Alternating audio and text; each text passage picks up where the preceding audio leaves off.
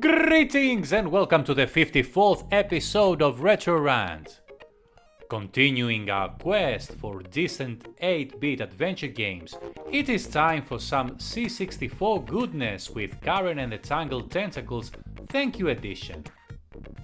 The original Caren was released in 2015 by Prior Art, while the expanded Thank You Edition was made available in 2018.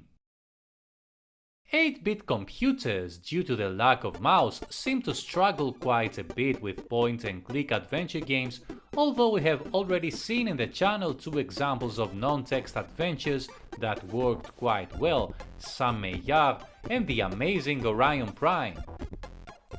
C64 owners were quite lucky back in the day, since they were treated to some groundbreaking but mediocre LucasArts point-and-click titles like Maniac Mansion and Zack McCracken, although they never had anything even remotely close to the grandeur of Orion Prime, even though this too has its faults.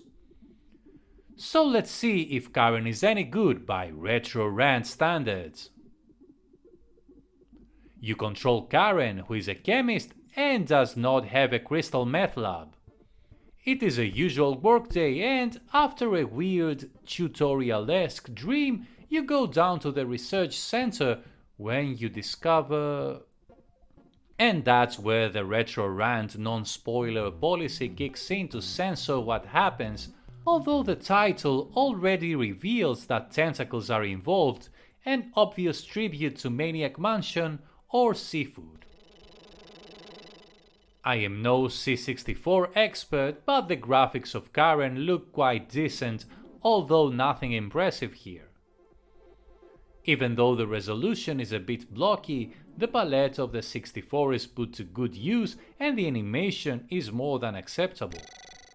Almost everything is clearly defined, with a few exceptions, especially the inventory icons, where I feel they would be better off using just text.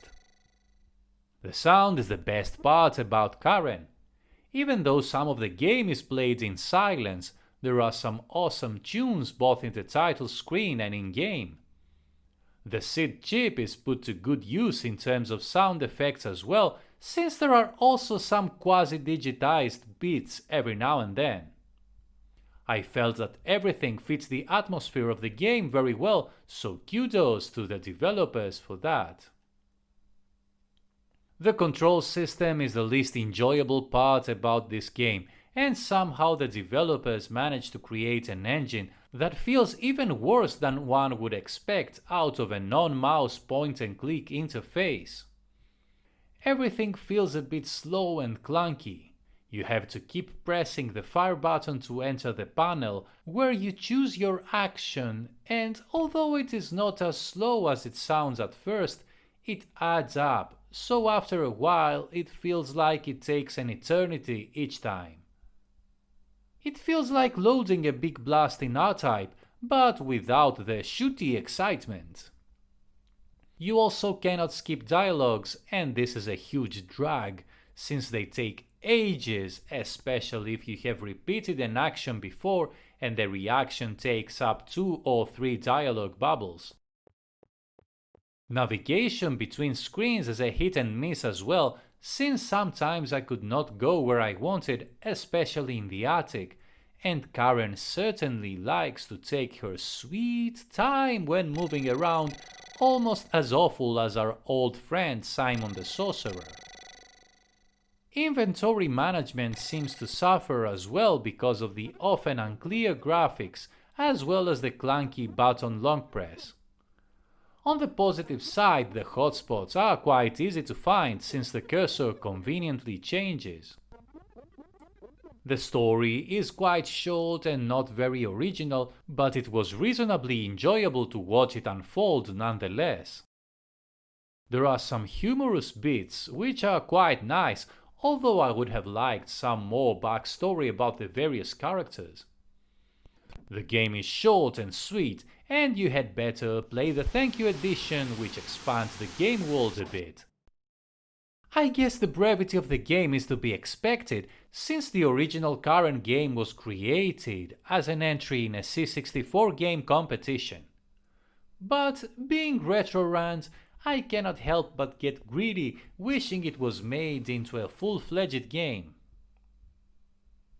The puzzles are definitely on the easy side. All of them are quite logical, if a bit uninspired.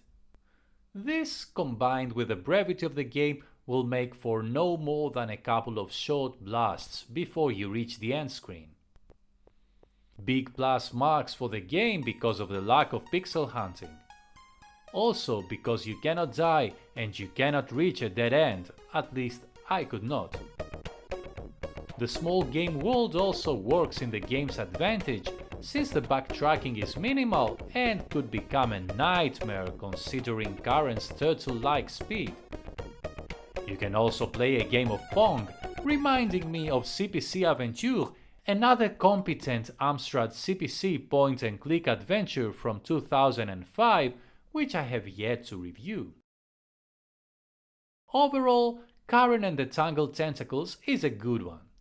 It is easy and short with nice graphics and great sound, although with clunky controls. It will definitely make for a couple of pleasant 8-bit adventure gaming sessions. I think C64 owners should be proud of this one, and I hope there is a sequel or two planned in the future.